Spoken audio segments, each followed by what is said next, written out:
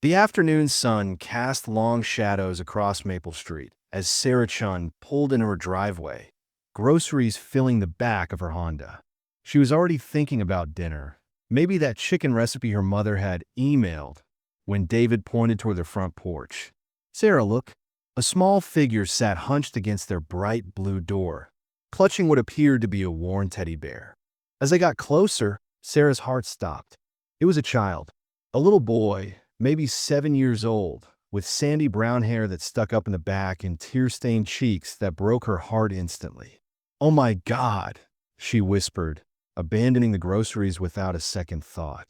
David was already out of the car, his long strides carrying him toward the porch faster than she'd seen him move in years. The boy looked up as they approached, his green eyes wide with a mixture of hope and terror that Sarah recognized all too well. In his small hand, he clutched a piece of paper that had been folded and unfolded so many times it was starting to tear at the creases. "Hey there, buddy," David said softly, crouching down to the child's eye level. His voice carried that gentle tone he used with scared animals at the veterinary clinic where he worked. "What's your name?"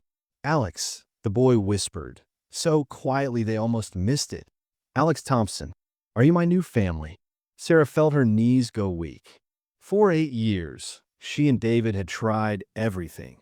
Fertility treatments that left her emotionally and physically drained, adoption applications that seemed to disappear into bureaucratic black holes, prayers whispered in the dark when David thought she was sleeping.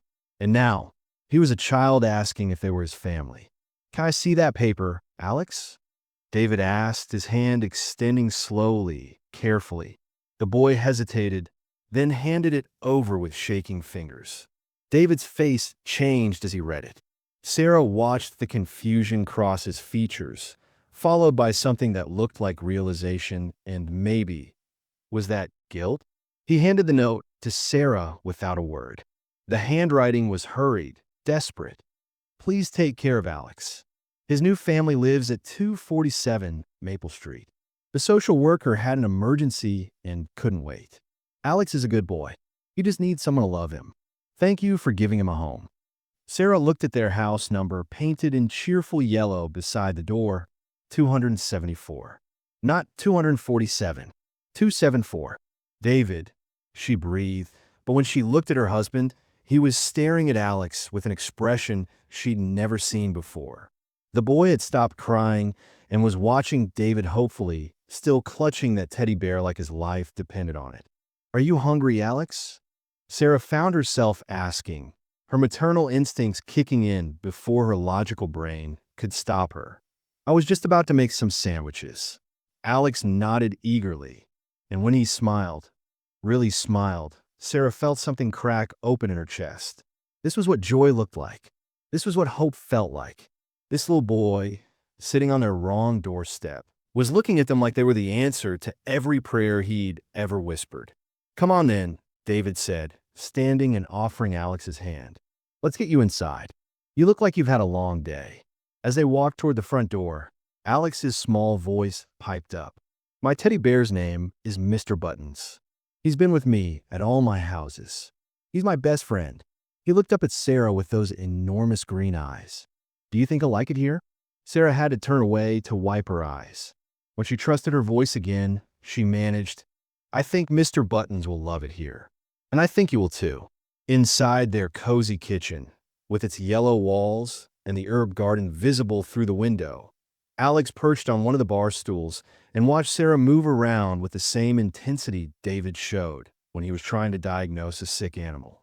Everything about this child spoke of someone who had learned not to take anything for granted.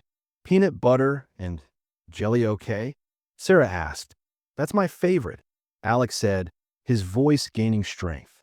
"At my last house, Mrs. Peterson made them cut into triangles. But squares are good too. I'm not picky." David caught Sarah's eye over Alex's head. "Mrs. Peterson, another family. How many families had this little boy lived with? How many times had he packed that small suitcase sitting by the front door?" While Sarah made sandwiches, David sat beside Alex and asked gentle questions. "Yes," Alex was 7. He'd be starting second grade soon. He liked dinosaurs and dogs and the color blue. His favorite book was about a bear who went on adventures. No, he'd never had a dog, but he'd always wanted one. "We have a dog," David said. "Her name is Bella. She's probably in the backyard right now, wondering who's visiting." Alex's face lit up like Christmas morning. "Really? Can I meet her?" "After lunch," Sarah promised, setting a plate in front of him. She watched him eat with the focused attention of someone who wasn't sure when his next meal might come, and her heart broke a little more. As Alex finished his sandwich, Sarah and David exchanged glances over his head. The same thought was written on both their faces: 247 Maple Street. They needed to check 247 Maple Street. "Alex," David said carefully, "we need to run a quick errand. Would you like to come with us for a drive?" "Okay," Alex said, sliding off the stool. "Should I pack my stuff?" The casual way he asked, as if packing up and moving was just part of life, made Sarah want to gather him up and never let go. "No, buddy," David said firmly. "Leave your things right here. We'll be back soon." As they drove the 6 blocks to 247 Maple Street, Alex chattered from the back seat about everything and nothing, his earlier fear replaced by the cautious excitement of a child who'd learned that good things might not last, but should be enjoyed while they were there. The house at 247 stood empty. A move sign leaned against the mailbox, and the windows stared back at them like blank eyes. "Maybe we should check what 247 looks like first," David had said in their driveway an hour ago. Now, sitting in front of the empty house, Sarah understood what he'd really meant. Alex's intended family was gone, and this little boy, who'd asked if they were his new family, was still sitting in their back seat, trusting them with his whole world. The question wasn't what they should do. The question was what they were going to do. Sarah stared at the empty house while her mind raced. The moved sign wasn't new. Grass had grown around its base, and the mailbox overflowed with undelivered mail. These people had been gone for weeks, maybe longer. "Are they coming back?" Alex asked from the back seat, his small voice cutting through her thoughts. David turned around to face him. "It looks like they moved away, buddy. But don't worry, we're going to figure this out." "Does that mean I have to go back to Mrs. Patterson's house?" Alex's voice got smaller with each word. "She said this was my forever family." Sarah's heart clenched. Forever family. How many times had this little boy been promised a forever family? "Alex," she said, turning to look at him, "you're not going anywhere tonight. We're going home, and we're going to have dinner, and you're going to meet Bella. Tomorrow we'll figure out what to do next." The relief on Alex's face was overwhelming. "Really? I can stay tonight?" "Really," David confirmed, and Sarah caught the look he gave her. They both knew they were stepping into dangerous territory, but neither seemed able to stop.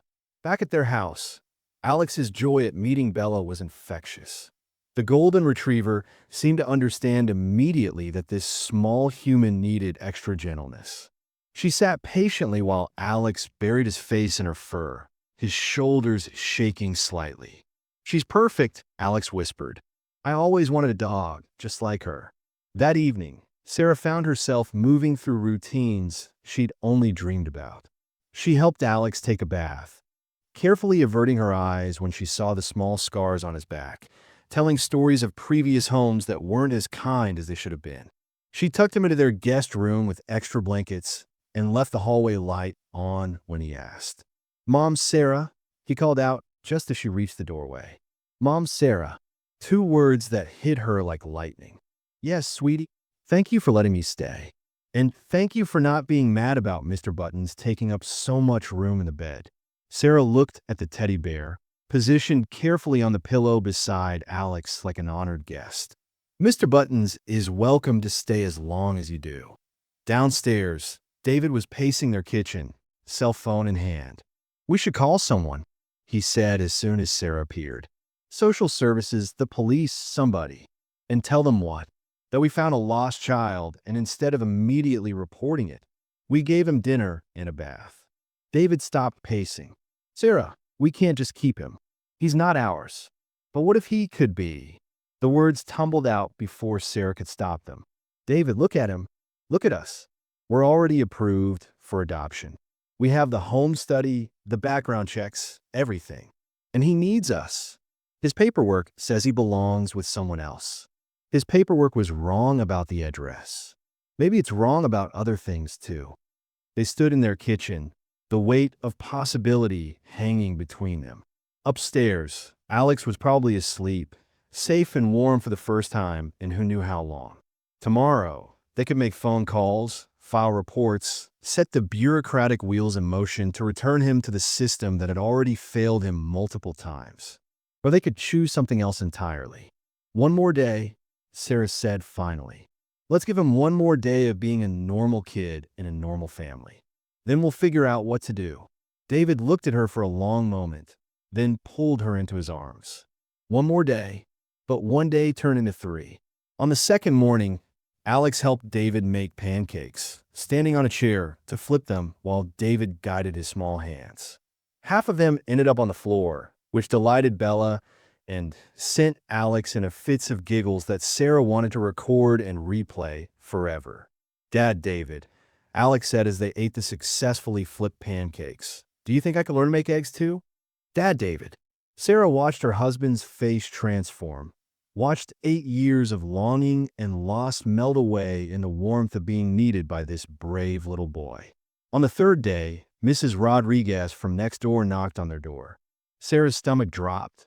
They'd been careful, but not careful enough. I couldn't help but notice you have a young visitor, Mrs. Rodriguez said, her kind eyes crinkling with curiosity rather than suspicion. Such a sweet boy. He helped me carry my groceries yesterday.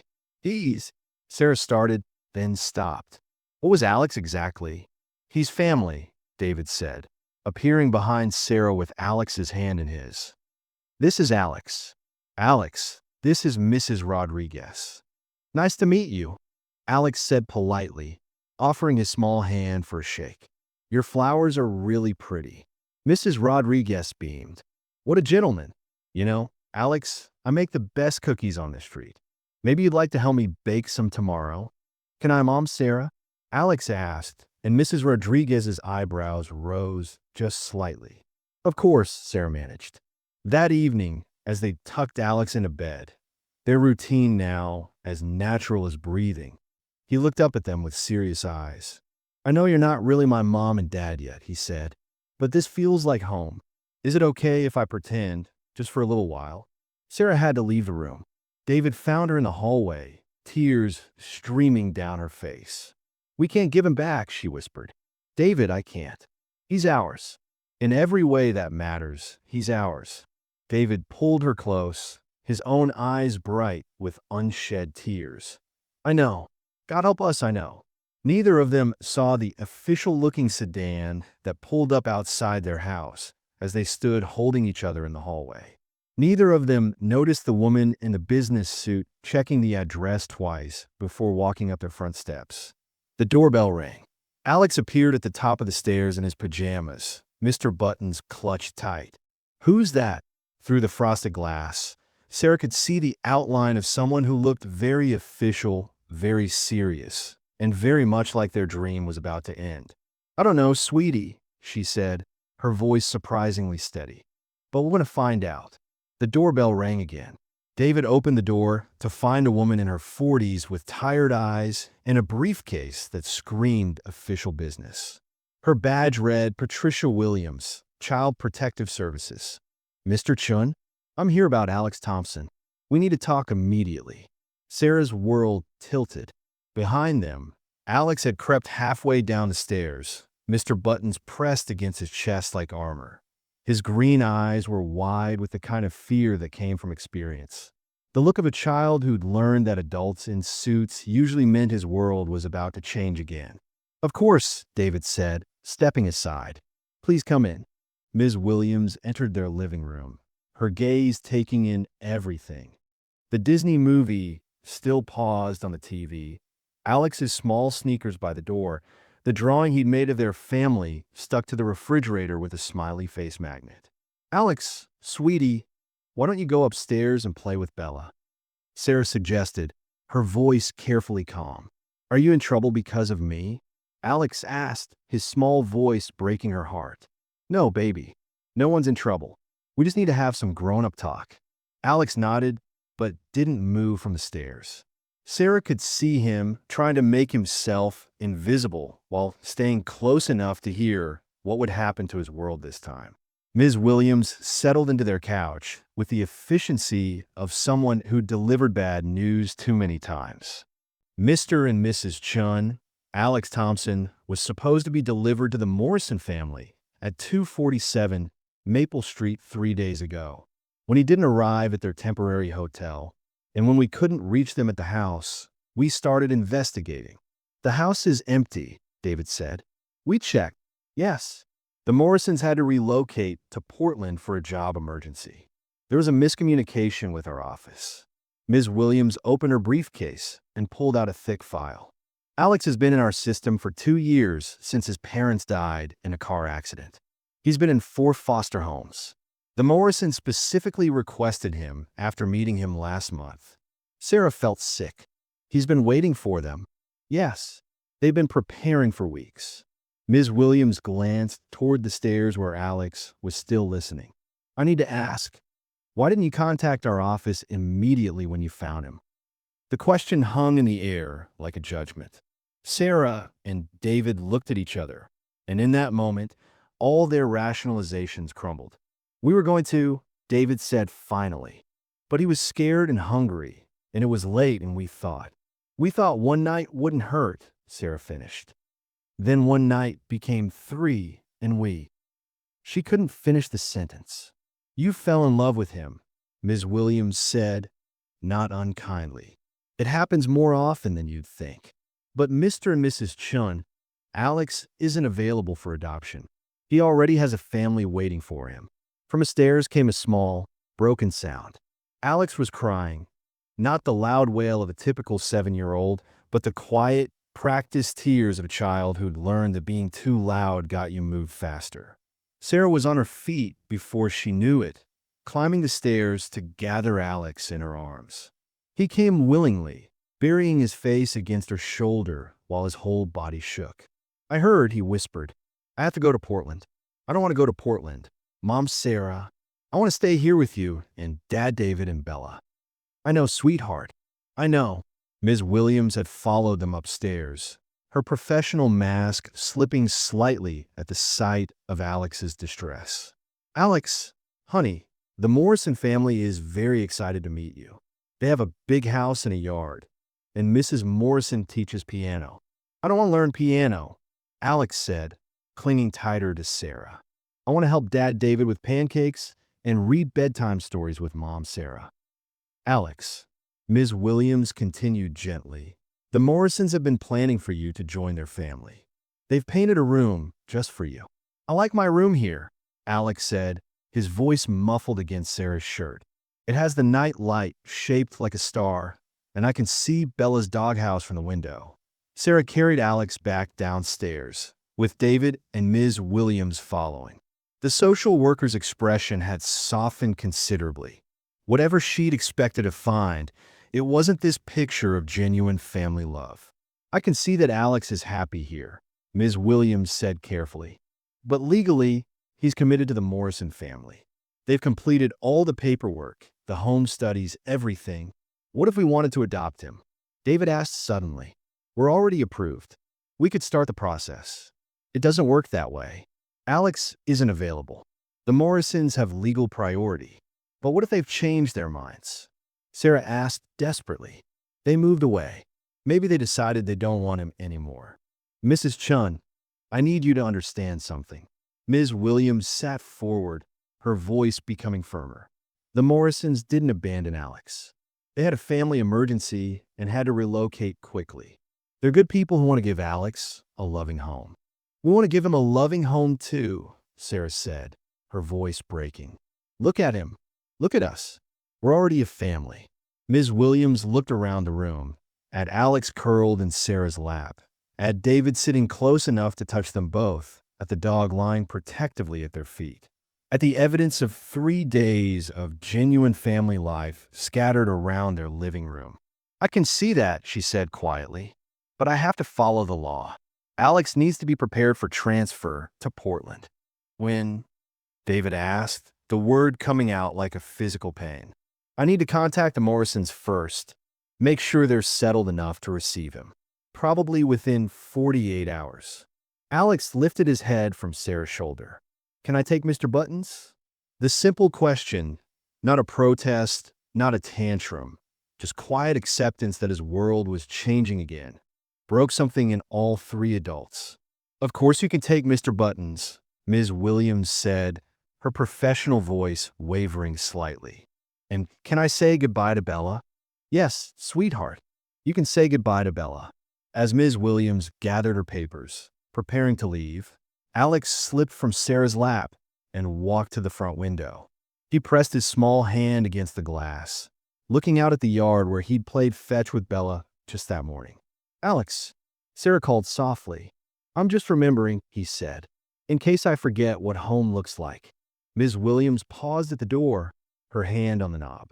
I'll call you tomorrow with more details about the transfer.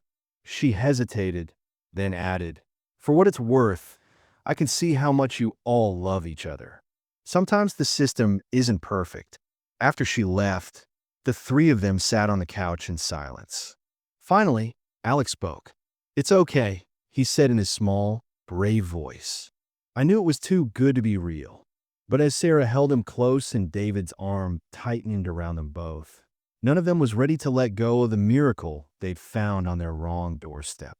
The phone call came at 7:30 the next morning, just as Alex was teaching Bella to shake hands in the backyard. Sarah watched him through the kitchen window while David answered the phone, his face growing more serious with each passing moment. That was Ms. Williams, David said after hanging up. The Morrisons want a video call with us in an hour. They want to see Alex and talk about the situation. Sarah's coffee mug trembled in her hands. What does that mean? I don't know, but she said they specifically asked to speak with all of us together. An hour later, they were gathered around David's laptop in the living room. Alex sat between Sarah and David on the couch, Mr. Buttons in his lap, while Ms. Williams joined a call from her office. When the Morrisons' faces appeared on screen, Sarah was surprised by what she saw. Janet Morrison looked exhausted. Her blonde hair was pulled back in a messy ponytail, and her eyes were red-rimmed. Beside her, Tom Morrison looked equally worn down, his usually neat appearance disheveled.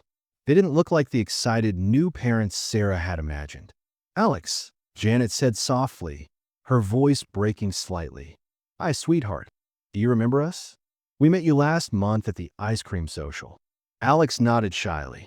You said you liked chocolate chip, just like me. That's right.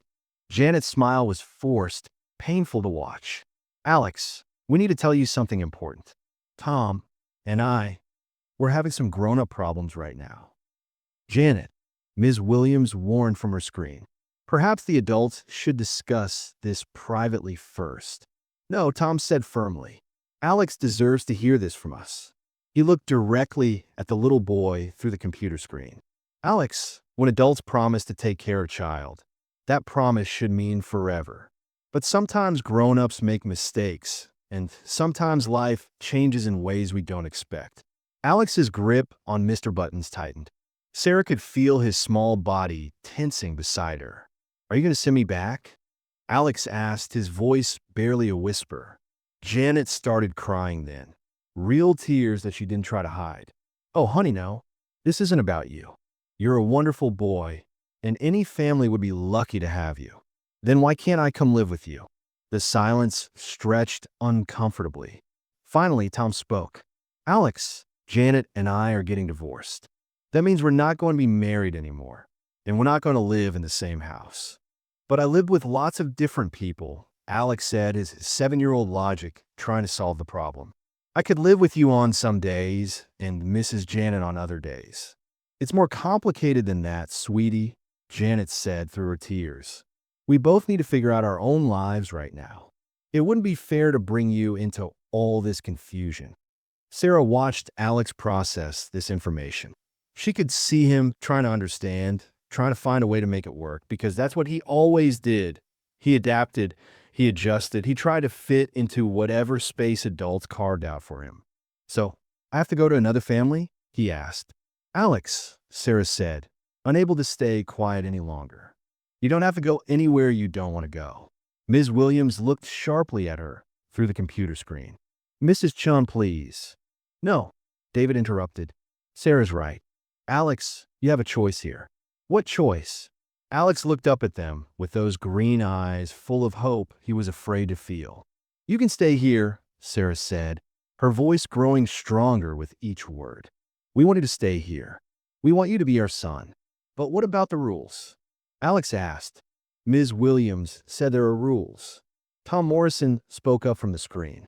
Actually, Alex, there might not be as many rules as we thought. He looked at his wife, and some unspoken communication passed between them. Janet and I have been talking. We think maybe you ended up exactly where you're supposed to be. What does that mean? Ms. Williams demanded. It means, Janet said, wiping her eyes, that we're officially withdrawing our application to adopt Alex. We want him to stay with the Chun family. The room erupted. Ms. Williams was talking about procedures and protocols. David was asking about legal implications. Sarah was crying and holding Alex tighter. But Alex just sat quietly in the middle of it all, processing this new development with the careful consideration of someone who'd learned that good news could be taken away just as quickly as bad news. Does this mean I get to keep my room with the Star Night light? He asked finally. Yes, Sarah said through her tears. Yes, you get to keep your room. And I can still help Dad David make pancakes. Every weekend, David promised. And Bella gets to stay my dog. Bella gets to stay your dog forever. Alex was quiet for another long moment. Then he looked at the computer screen where the Morrisons were still visible. Mr. Tom and Mrs. Janet, he said politely, are you going to be okay? Janet started crying again. We're going to be fine, Alex. And knowing that you're happy is going to help us be okay. Thank you for letting me stay with my family, Alex said with the formal politeness of a child who'd learned to be grateful for everything. After the call ended, Ms. Williams explained that there would still be paperwork, home visits, and legal procedures. The adoption process would take months. But Alex could stay with the Chins while it was all sorted out. That evening, as they were getting ready for bed, Alex appeared in the kitchen where Sarah and David were cleaning up. Mom, Sarah? Dad, David? Yes, sweetheart. I want to plant a tree in the backyard. A really big tree that will grow here forever, so everyone knows this is my forever home. Sarah knelt down and pulled him into her arms. That sounds like a perfect idea. What kind of tree? An apple tree, Alex said without hesitation. So we can make apple pies together.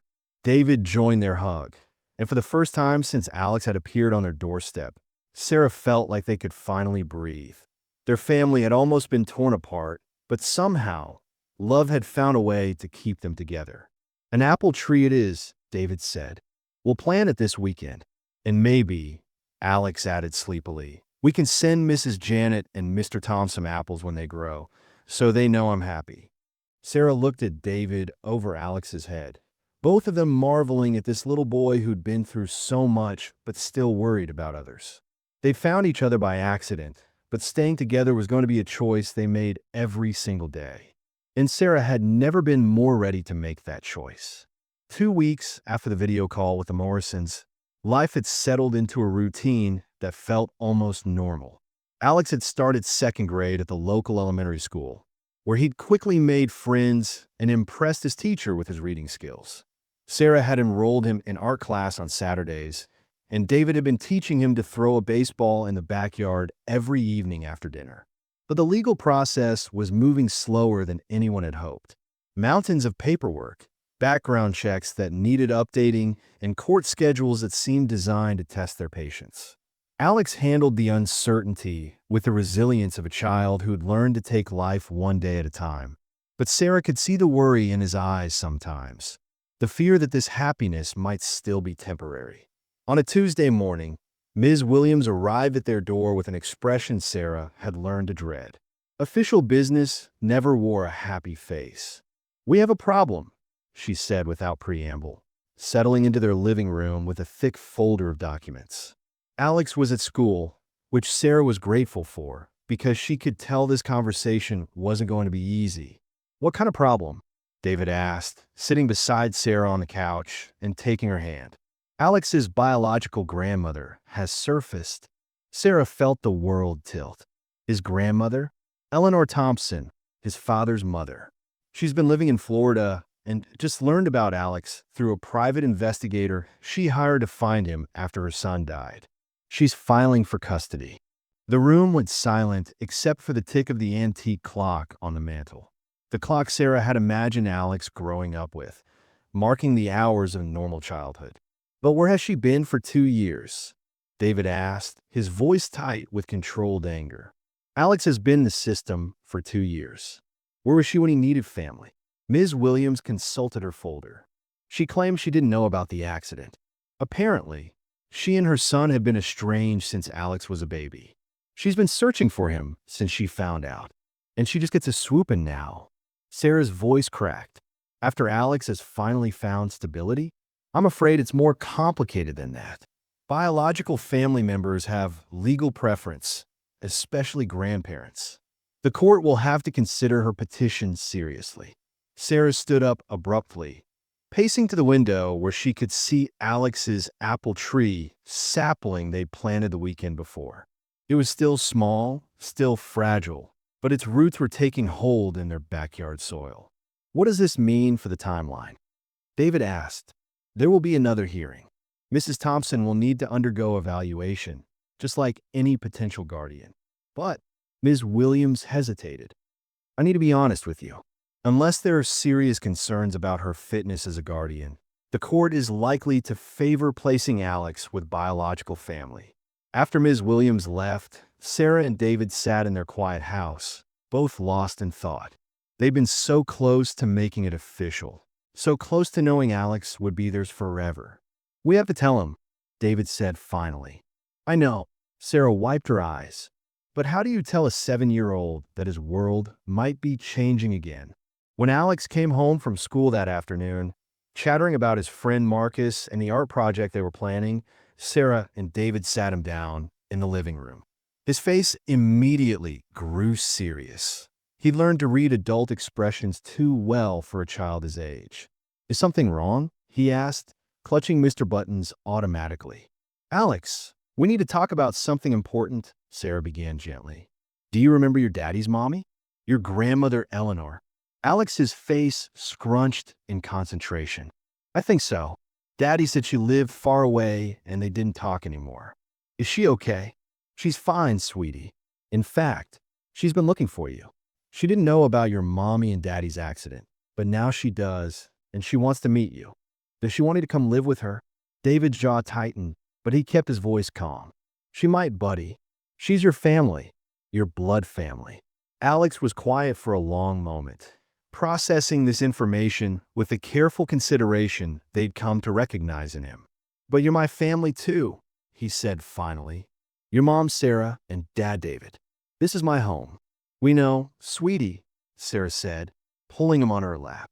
And we want you to stay here forever. But sometimes grown-ups have to follow rules, even when the rules don't seem fair. What if I don't want to live with grandmother Eleanor? What if I want to stay here? Then we'll fight for you, David said fiercely. We'll do everything we can to keep our family together. That evening, after Alex had gone to bed, Sarah found herself standing in his doorway, watching him sleep. He looked so small in the twin bed with his dinosaur sheets, Mr. Buttons tucked securely under his arm. On his nightstand sat the family photo they'd taken at the park the previous weekend, all three of them grinning at the camera, Bella sitting proudly at their feet. We can't lose him, she whispered to David as he joined her in the doorway. We won't, David said, but she could hear the uncertainty in his voice. The next morning, Sarah was surprised to find Mrs. Rodriguez at her front door with a casserole dish and a determined expression. I heard about the grandmother, Mrs. Rodriguez said without preamble. From my cousin who works at the courthouse. We need to talk. Within an hour, Sarah's living room was filled with neighbors she barely knew, but who had all somehow become invested in Alex's story. There was Mrs. Rodriguez, of course, and the Hendersons from across the street, whose twin daughters had befriended Alex at the bus stop. Mr. Park from 2 houses down, who'd been teaching Alex to identify different types of birds in the backyard. Even teenage Emma from the corner house, who'd started walking Bella when Sarah worked late. "This is ridiculous," declared Mrs. Henderson. "That child belongs here. Anyone with eyes can see how happy he is." "The question is, what can we do about it?" asked Mr. Park. "We testify," Mrs. Rodriguez said firmly. "We go to that hearing and we tell the judge what we've seen. A child who was sad and scared when he first arrived, and who now laughs every day. A family that was broken and is now complete." "Will that be enough?" Sarah asked, hope and fear warring in her chest. "I don't know," Mrs. Rodriguez admitted. "But Alex isn't just your family now. He's part of this neighborhood, this community, and we don't let our children go without a fight." Over the following days, the support was overwhelming. Alex's teacher called to offer a recommendation. The principal at his school wrote a letter about his improvement and happiness. Even the mailman, who'd been delivering mail to their street for 15 years, volunteered to testify about the positive change he'd seen in their home. But the most important voice in all of this was Alex himself. When Ms. Williams came to interview him about his preferences, as was required by law for children his age, he sat in their living room with his small hands folded and spoke with a clarity that amazed all the adults. "I love my mommy and daddy who died," he said. "And I think I probably love grandmother Eleanor too, because she's part of them.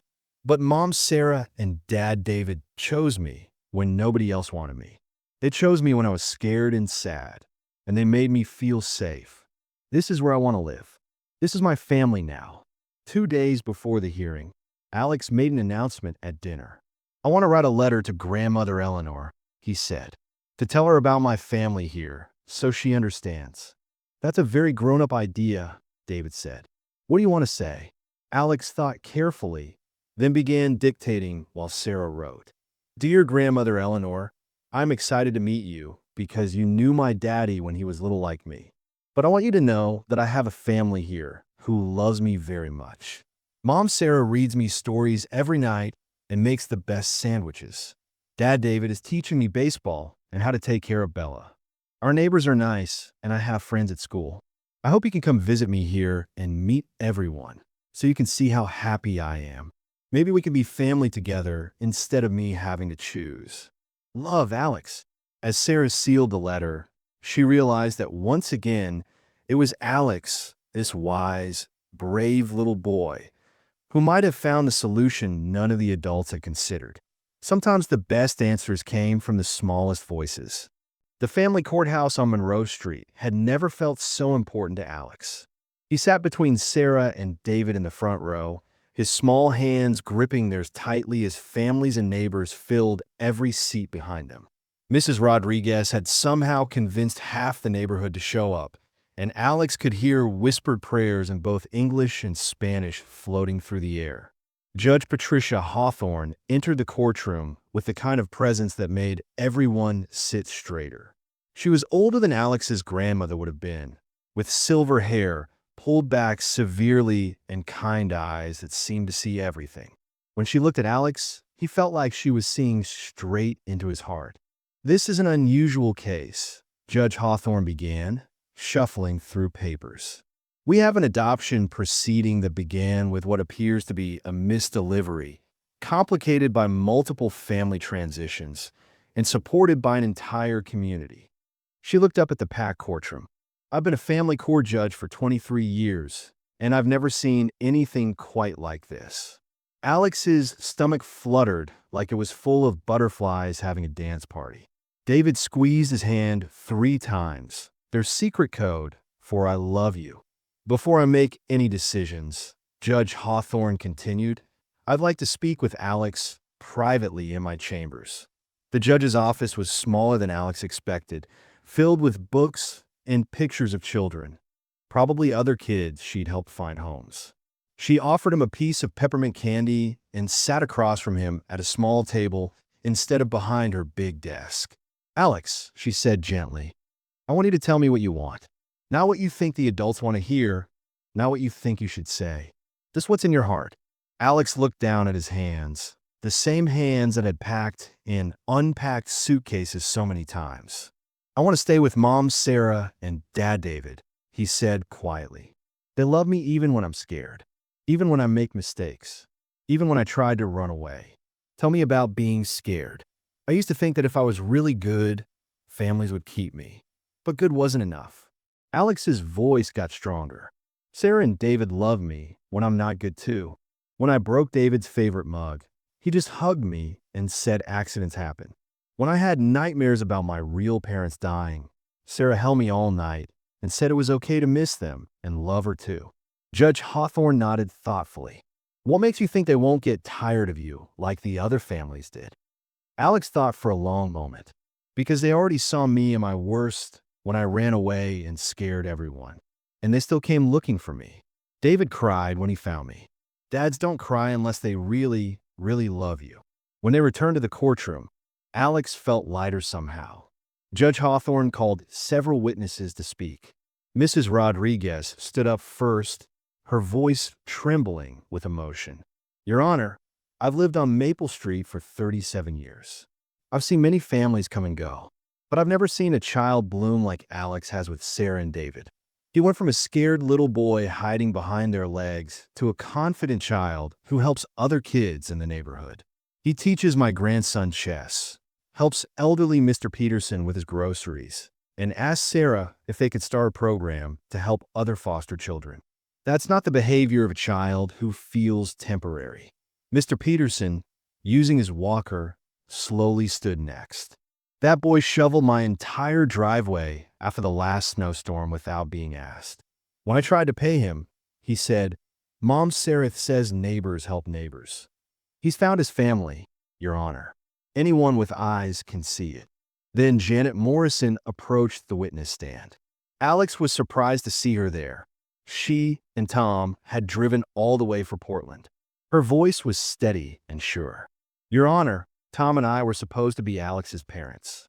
When our life fell apart, we felt like we were failing him before we even met him.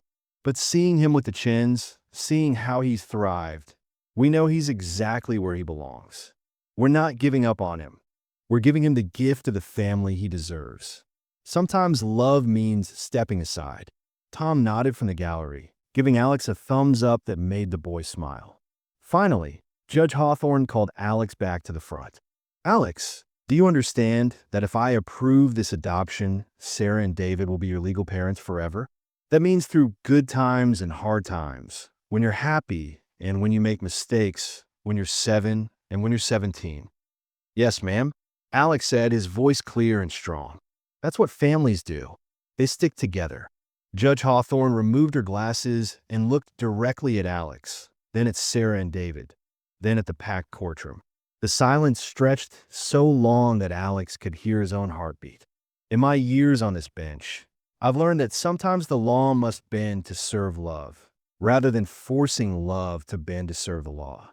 This case began with what appeared to be a mistake, a wrong address, a misdelivered child.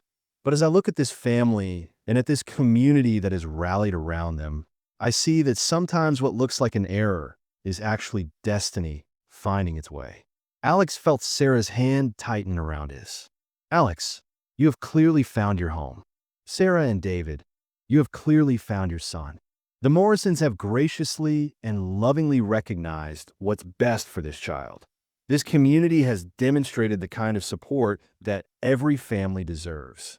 Judge Hawthorne stood up, and everyone in the courtroom rose with her. "Therefore, in the best interest of the child, I hereby approve the adoption petition. Alex, you are officially and legally the son of Sarah and David Chun, with all the rights, privileges, and love that entails." The courtroom erupted.